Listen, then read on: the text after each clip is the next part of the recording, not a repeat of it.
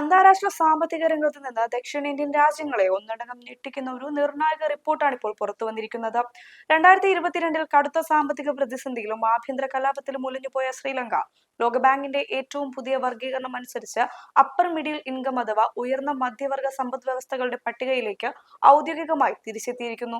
അതേസമയം ലോകത്തിലെ തന്നെ ഏറ്റവും വലിയ മൂന്നാമത്തെ സാമ്പത്തിക ശക്തിയെ വളരുന്നുവെന്ന് അവകാശപ്പെടുന്ന ഇന്ത്യ ഇപ്പോഴും ലോവർ മിഡിൽ ഇൻകം വിഭാഗത്തിൽ തന്നെ തുടരുകയാണ് എന്ന യാഥാർത്ഥ്യം ഗൗരവമേറിയ ഒരു പുനർവിചിന്തനത്തിന് വഴി തുറക്കുന്നു.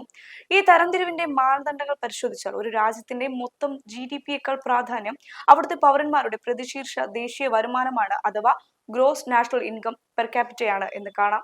ലോകബാങ്ക് കണക്കുകൾ പ്രകാരം $1136 മുതൽ $4495 വരെ പ്രതിശീർഷ വരുമാനമുള്ള രാജ്യങ്ങളാണ് ലോവർ മിഡിൽ ഇൻകം വിഭാഗത്തിൽ വരുന്നത്. ഇന്ത്യയുടെ നിലവിലെ പ്രതിശീർഷ വരുമാനം $2500 $2700 ഇടയിലാണ് എന്നതിലാണ് 2007 മുതൽ രാജ്യം ഇതേ പദവിയിൽ തന്നെ തുടരുന്നത്.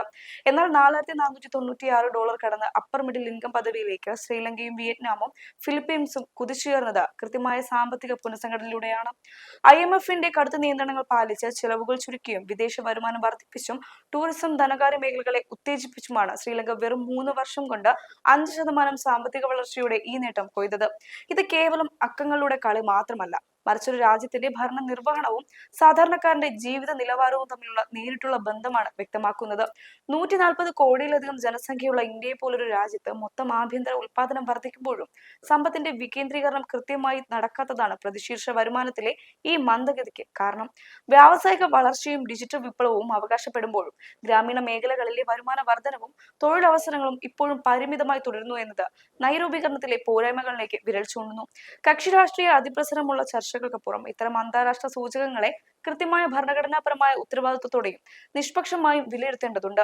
അടിസ്ഥാന സൗകര്യ വികസനത്തിനൊപ്പം തന്നെ ജനങ്ങളുടെ യഥാർത്ഥ വാങ്ങൽ ശേഷിയും ജീവിത നിലവാരവും ഉയർത്തുന്ന നയങ്ങൾക്ക് മുൻഗണന നൽകാത്ത പക്ഷം വരും ദശകങ്ങളിലും ഈ പദവിയിൽ തന്നെ രാജ്യം തുടരേണ്ടി വരുമെന്നാണ് സാമ്പത്തിക വിദഗ്ധർ നൽകുന്ന മുന്നറിയിപ്പ്. അന്താരാഷ്ട്ര തലത്തിൽ രാജ്യത്തിന്റെ ജനാധിപത്യ മൂല്യവും സാമ്പത്തിക സുരക്ഷിതത്വവും ഉറപ്പാക്കാൻ ഇത്തരം നയപരമായ മാറ്റങ്ങൾ ഓരോ പൗരനും അറിഞ്ഞിരിക്കേണ്ടത് അനിവാര്യമാണ്. ഈ വിഷയത്തിൽ കൃത്യമായ ഒരു ജനാധിപത്യ സംവാദത്തിന് വഴി തുറക്കാൻ നിങ്ങളുടെ വിലയേറെ അഭിപ്രായങ്ങൾ താഴെ കമന്റ് ചെയ്യുക. വീഡിയോ ദീർഘവീക്ഷണമുള്ള മറ്റുള്ളവരിലേക്ക് പങ്കുവയ്ക്കുക.